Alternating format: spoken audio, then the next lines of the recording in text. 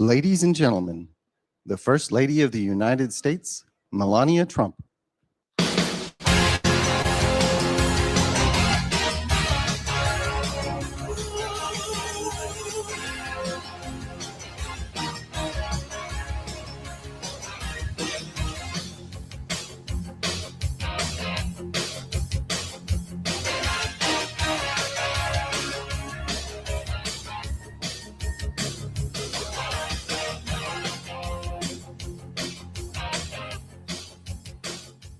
Good afternoon. Hello. And thank you for your warm welcome. The President and I are grateful to be with you, to honor the passion you share through unmatched bravery, resilience, and service to our great nation. Thank you for defending our freedom. It is with immense pleasure for me to address the Fort Bragg and Pope Army Airfield community today. To our great armed forces of the United States stationed all over the world, I have a nostalgia-filled message. Happy Valentine's Day. Love letters have symbolized the union of patriotism and family devotion among our soldiers for 250 years. The harmony of love of country and love of family is what makes us uniquely American. It is very balanced, which strengthens our military and builds our communities. And now, it is my distinct honor to introduce your Commander-in-Chief, our leader who maintains a mission of peace through strength, President Donald J. Trump.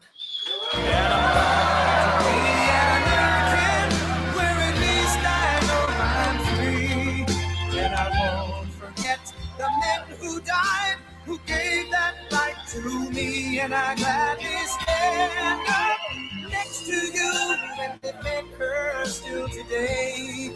'Cause there ain't no doubt I love this land. God bless the USA.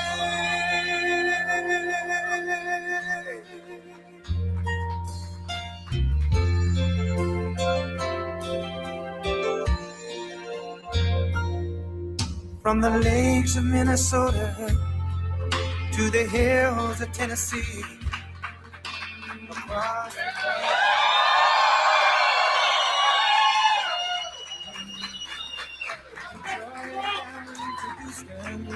Thank you, everybody. I love that song, I must say. I was really referring to the song. They turned it off. That's terrible, but that's all right. Honey, thank you very much. Appreciate it. Please. So we have an amazing group of people before me, amazing, and very proud of you. Somebody said, I was just watching a little news coming down. They said, oh, it's amazing he can find the time in his busy schedule. Believe me, you're the time. My schedule's not the time. Although we do have a couple of interesting things happen. We just had fantastic reports on inflation, way down, costs of products, way down. We inherited a mess. Total mess, and now it's really coming along. We have the greatest numbers that we've ever had. We're hitting all-time high stock numbers.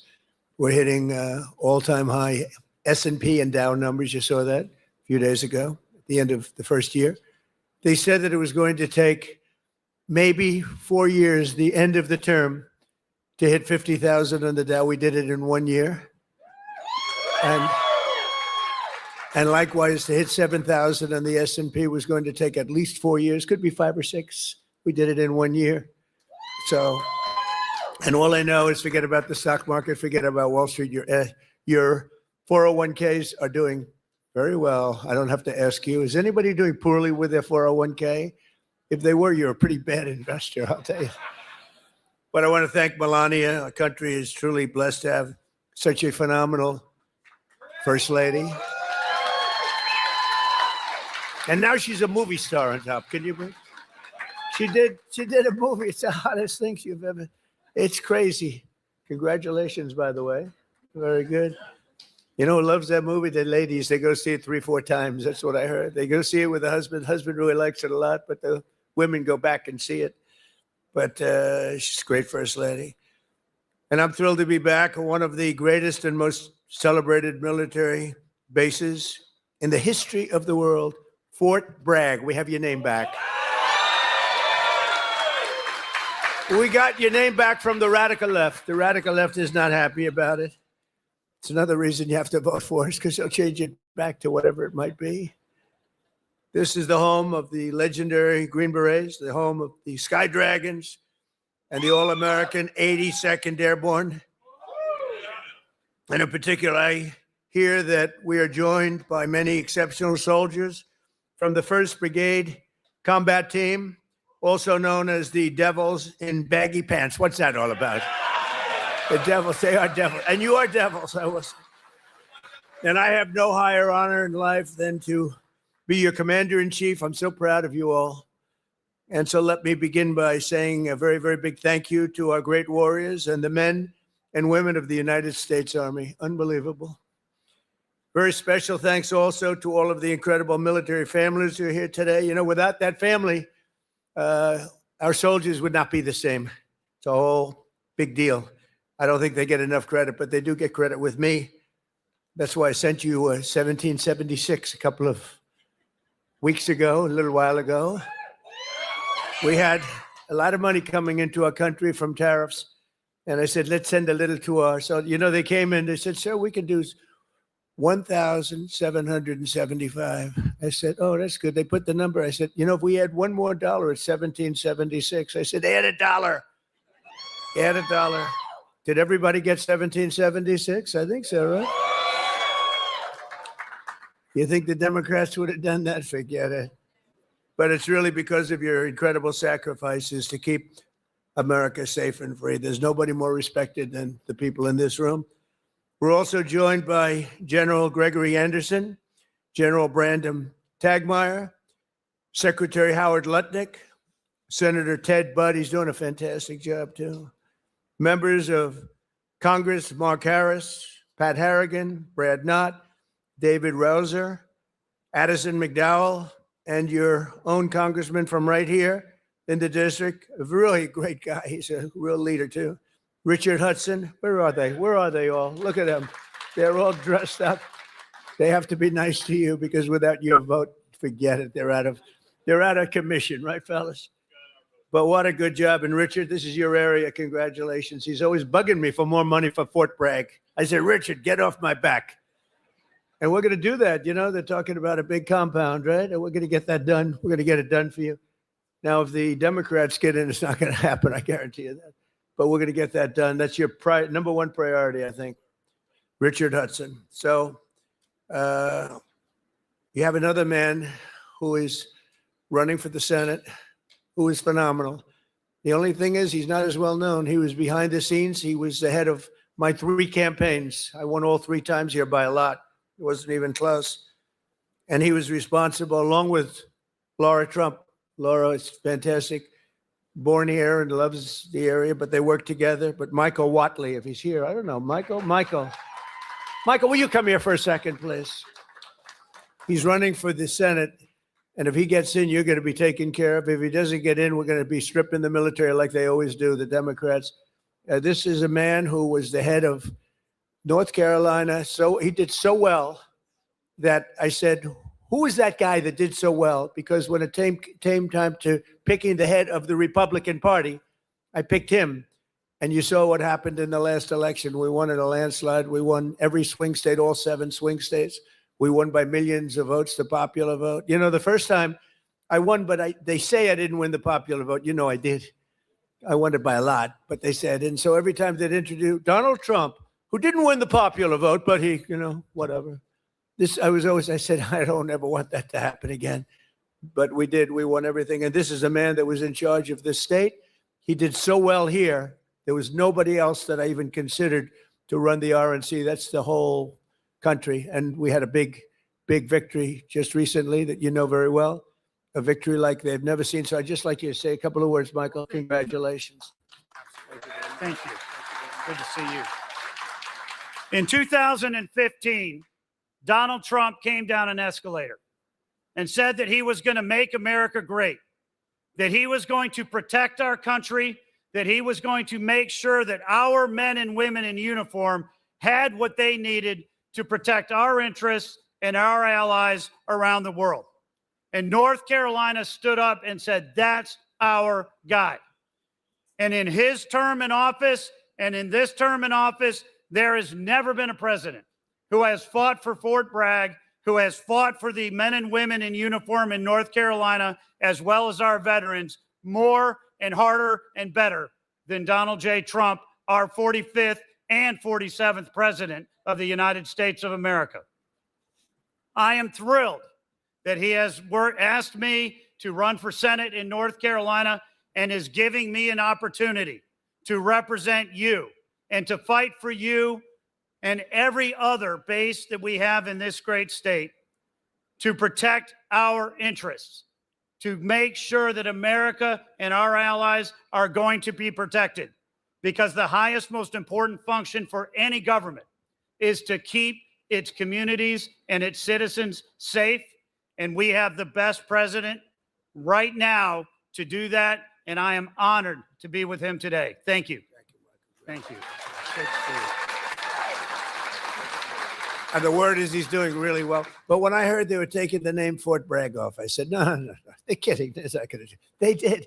They took the name off. We got it back very quickly, but they took it off. And if we don't win the midterms, they'll take it off again. They'll take it off again. You can't let that happen. And this man is exceptional, I'll tell you right now. So with the help of everyone in this room, America is the strongest military on the face of the earth. We rebuilt it. We really did. We rebuilt it in my first term. We had a great first term. We had the best economy in history, but this is blowing it away. But we had a great economy in the first term. We did everything, but we really created a tremendous military. Now, some of it was given away, actually a lot, but small compared to what we did to Afghanistan. You remember that, where they left all the military equipment behind? We wouldn't have left anything. We would get out with dignity and strength, respect. We looked like we were running. We don't run from anybody. That was a Biden embarrassment. What a terrible president.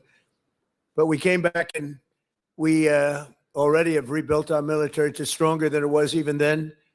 And we don't leave equipment behind. We don't leave jets behind. I said, why do you leave those jets behind? Sir, I thought it was cheaper to leave it behind. You know, $150 million plane. All they had to do is put a little jet fuel in there and fly it to wherever they want to fly it. These people were the worst.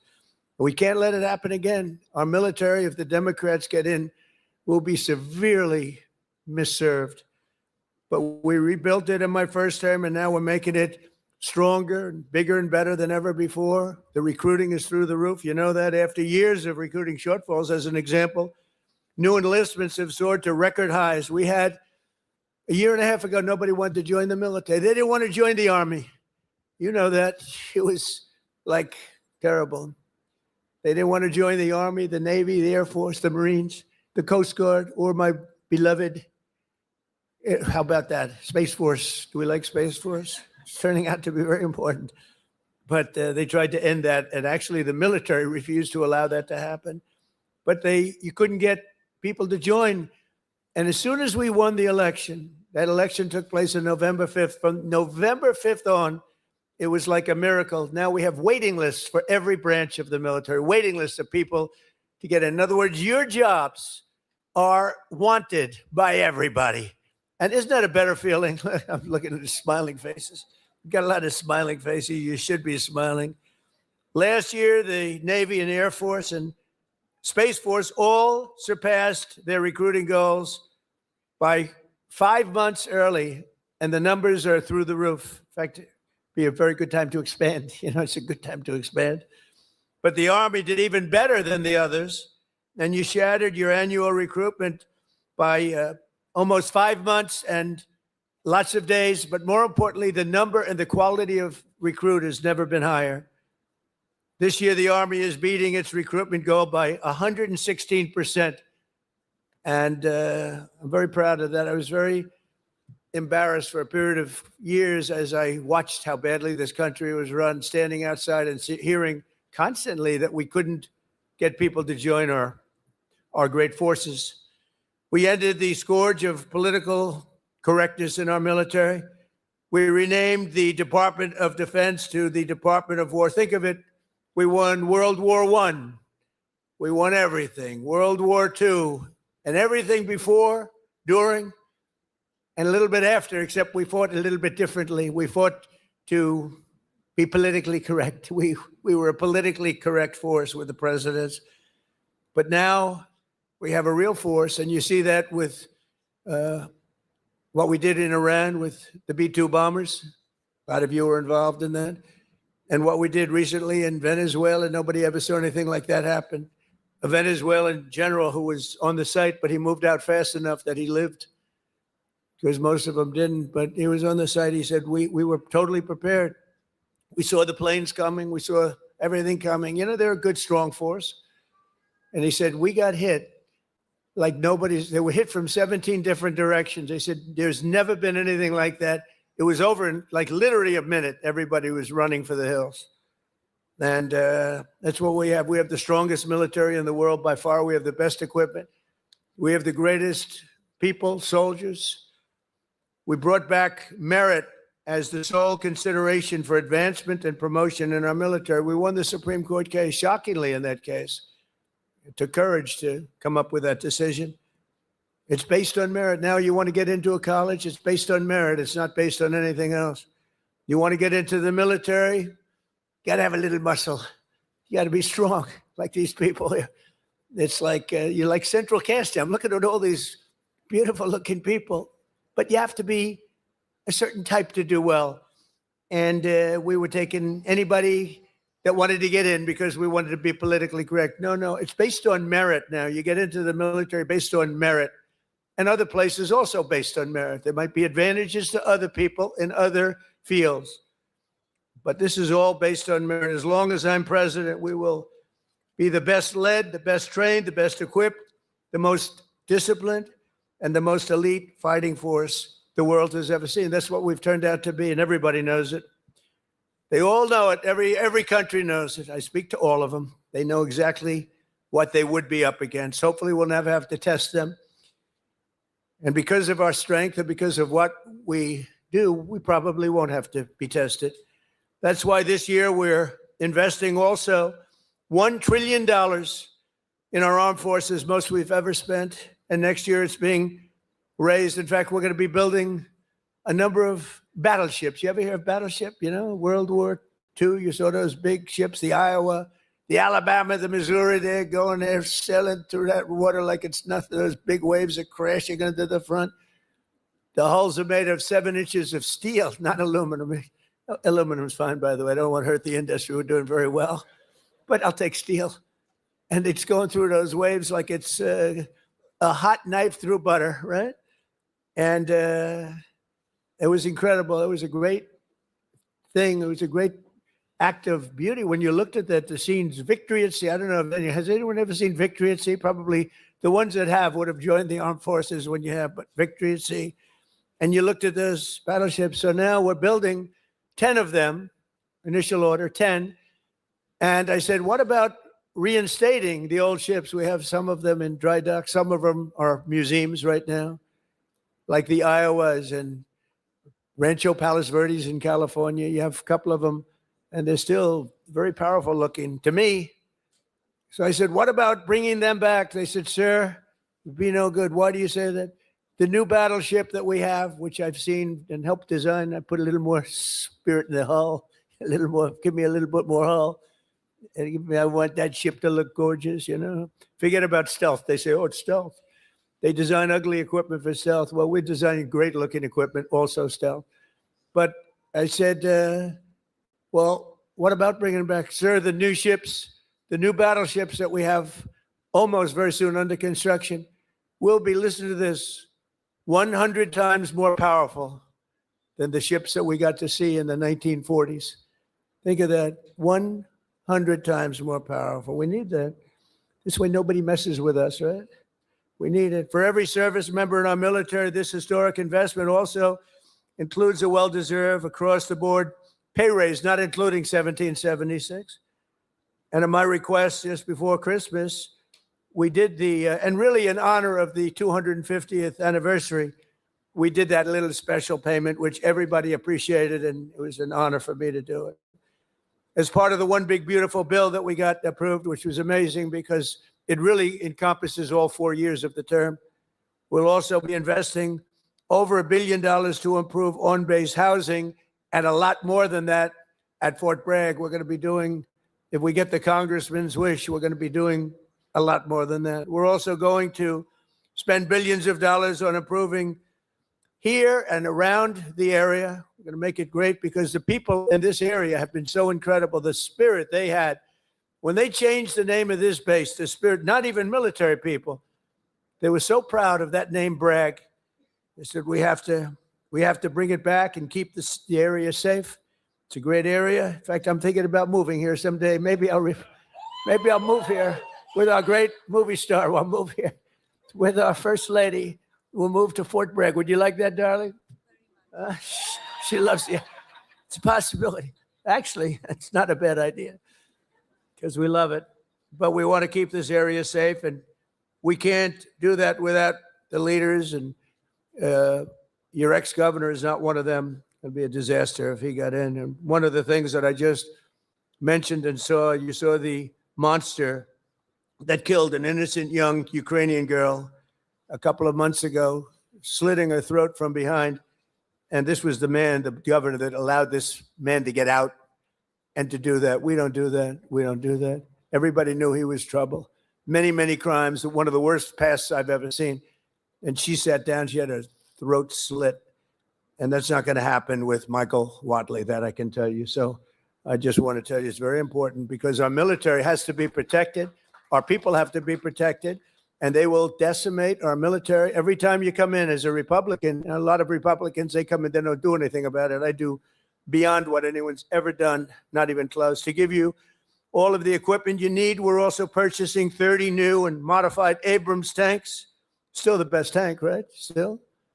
It was named in honor of Stacey Abrams. Only a few very political people would understand that. Congratulations. Thank you very much for a great name, Stacey. But brand new Abrams tanks, 48 new Black Hawk, Chinook, and King Stallion helicopters, the best in the world, the latest equipment, and 86 armored multi-purpose fighting vehicles, all of the things that you've been wanting to get, all brand new. And we're going to be reviving our strength. We're going to be doing many other things that nobody thought was even possible. And we're actually using that strength to defend the core and vital interests of the United States. And very simply put, America first. You know, it's all about America first. We were putting America last. These people that were running our country were putting us last. We're now America first. And we'll help other countries. We have a very good relationship with NATO, but NATO took advantage of us for many years. We were paying for almost 100% of NATO. Now they're paying their own bills. I got them to pay. We took them from not paying 2% GDP to paying in full 5% GDP. Big difference, like day and night. With the help of our military, we stopped the invasion on our southern border for 9 straight months. 0 illegal aliens have been admitted into the United States, and that's done by the radical left. Those charts are made up by the radical left, so I can't imagine that they could be wrong because it seems hard to believe we could have had 0. My friends, these are early supporters. I have so many supporters up here. How the hell did you get into the military base? It's amazing. I'm a little worried about that. Let's check security. But no, I have so many. You know, I have women from North Carolina. It's about 50 or 60 of them. And they followed me all over the place. Where are they? Here? They got to be here. Oh, yeah, there they are. They're great. Oh, there they are. There are sometimes 50. And I don't know what the hell's going on with their husband because they're, you know, traveling to California. They're all over the place. But they've gone to almost 200 rallies. And it's so great. It's so great. We have Susie Wiles here also, who's the first female chief of staff, and she's done a fantastic job, and she's standing right next to those great patriots from North Carolina. No, they would go all over. It didn't matter where I was. Sometimes I'd see them, like I made a speech in London. They ended up being, they must be pretty wealthy. That's all I know, because they do a lot of traveling. But thank you very much for being here and for your support for years, because they were there right at the beginning, 2015, even 2012, 2015, before we started. Some of them were there before I even announced. They said he'll be a good president. We need a good president. But they're amazing patriots. Thank you very much. Appreciate it. And last summer, I ordered devastating strikes on Iran's key nuclear facilities and something that was called Operation Midnight Hammer. That's exactly what it was. 1 o'clock in the morning at midnight with no moon. You couldn't see a thing. And I got the message, sir, they have entered Iranian airspace. And I got to see it all take place. It was amazing. The B-2s, the flying wing. And I didn't understand the B-2s until then, but now I understand them very well. So does he. We just ordered a lot more. The super duper new model, right? But they flew in. They were totally undetected. And those pilots, I met the pilots. I had them down to the White House, the Oval Office. I gave them all medals, actually. And I said, did you really like doing this stuff? You know, they're flying into very hostile territory. And they said, sir, we couldn't wait. In fact, they wanted to wait. You saw that what was happening. People wanted to wait. And the pilots and their commander called me and said, sir, we're ready to go. Don't worry about that. That weather's nothing. We want to go, sir. We want to go. Now, if it were me, I'd say, take it easy. Let's relax. But, you know, you people have a lot of courage. Amazing, amazing. So we gave them medals. But that was Operation Midnight Hammer, achieving total obliteration of the Iran nuclear potential capability, totally obliterated. And think every single one of those 100,000-pound bombs hit its target, which happens to be an air shaft that goes directly into the facility. I don't think they'll be building air shafts anymore. That's not a good concept. They wanted to get a little air. They wanted to get a little fresh air. It didn't work out too well. No other country on earth could have done what we did. No other country has the weapons. No other country has the skill. No other country has the guts. And no other country has the extraordinary warriors that we have. We have the best warriors in the world because you can have the greatest equipment, but if you don't have the warriors, the equipment doesn't mean much. Last month, we proved this truth once again when some of our greatest soldiers right here to ever live, frankly, successfully captured the outlaw dictator of Venezuela, Nicolas Maduro, and brought him back to face American justice, where he's now, right now, waiting. And that was an amazing night. People saw that. They've never seen anything like it. You know, it's a pretty military country. It was a big base, one of the biggest bases in South America, where he lived. And it was in a matter of minutes before he was on a helicopter being taken out of there. They had to go through steel doors. The steels were like, it was like paper mache. You know what paper mache is? That's weak paper. These guys blasted through every door. They got up to him before he got to the big safe, but that wouldn't have worked either because they had equipment that was going to knock that out in a matter of minutes. But he never got there. It went so fast. Think of it, in a matter of minutes, when people realize what happened, they're looking up and there's the helicopter heading back to aircraft carriers. So that night, the entire world saw what the full military might the U.S. military is capable of. And that was a unbelievable operation, but that was a smaller operation. But it was so precise, so incredible. Nobody thought a thing like that could happen. They even talk about the discombobulator because they never got a shot off. The Russian equipment didn't work. The Chinese equipment didn't work. Everyone's trying to figure out why it didn't work. Someday you're going to find out. But it didn't work. It's nice when you can fly in and not get shot at. Although we did have 3 helicopter pilots who were wounded pretty badly in the legs, landing, and a couple of machine gunners seemed to have made it through a thicket of bombs, but they were taken out rapidly by our snipers who were stationed on platforms, actually unbelievable helicopter platforms all the way the line, and they were taken out immediately. And those pilots were incredible and really brave. I may see some of them very shortly. They were hit pretty bad in the legs. You know, they're landing a big chopper and they're being shot at from close range by a machine gun. So that's not a comfortable feeling. They landed it perfectly and they got out of there perfectly, and they're just brave guys and very talented, skilled people. With your help, America is winning again. America is respected again.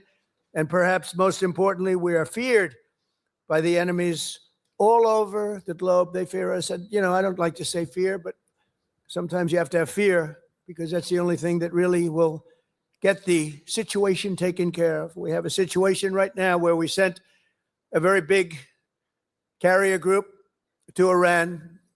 I'd love to see if we could make a deal. They've been difficult to make a deal. I thought we would have had a deal last time. They wish they did. And that's where we did Midnight Hammer. But with the restored strength and the tremendous power that we've now built up over the last number of years, even though there was an interlude with Biden, who is the worst president in the history of our country. But the interlude, fortunately, was ended quickly, and we started the process again and built upon what we had already done the first 4 years. But we're also bringing peace all over the world. I ended 8 wars in just 10 months. 8 wars are ended. And we have a couple of more to go, but one in particular, Russia, Ukraine. It's a mess. It's a horrible thing. And I think we'll get there. Takes 2 to tango. You have to remember that. And we have to get there. Tremendous casualties, number of casualties. There's a war that if we were involved in that war, it would have been over very quickly and effectively, but we're not, fortunately. In fact, we're not spending any money. We are spending and sending weapons to NATO. And because of the increase from 2% to 5% of GDP that the NATO countries are paying, they pay us full for the weapons. And then they distribute the weapons to mostly, I guess, Ukraine, but that's up to them. They buy them. And we do make the greatest weapons of any country in the world by far, most effective weapons. So my message to all of the warriors here today is that your commander-in-chief supports you totally. I support you more than, I know you've had a couple of good ones, not that many if you want to know the truth, but we support you more than any of them. And you're going to get out, and when needed, you're going to fight. You're going to win. And we're going to continue to make our country bigger and better and stronger than ever before. And that's exactly where we are right now. We are the most respected country anywhere in the world. And I say it, the King of Saudi Arabia told me when I was there, he spent $2 trillion. We have $18 trillion being invested right now in our country from other companies and countries all over the world. The most any country's ever had is $3 trillion. That was a long time ago. And it didn't happen to be us. It was another country. It starts with a C. Can you imagine what I'm talking about? China. But we have $18 trillion being invested. As an example, in the Biden 4 years, they had less than $1 trillion. Think of this, less than $1 trillion over 4 years. We have $18 trillion in 11 months because we haven't gotten the final numbers on the 12th month. So that's only going to go up. There's never been anything like it. But the King of Saudi Arabia looked at me and says, you know, a year and a half ago, I thought the United States of America was finished. I thought it was dead. And now you have the hottest country anywhere in the world. We have the hottest country anywhere in the world, and you're a very, very big part of it. Thank you to the Army. Thank you to everybody here. Thank you also to our great politicians. They're great leaders, and they love you as much as I do. Thank you very much, everybody. Thank you.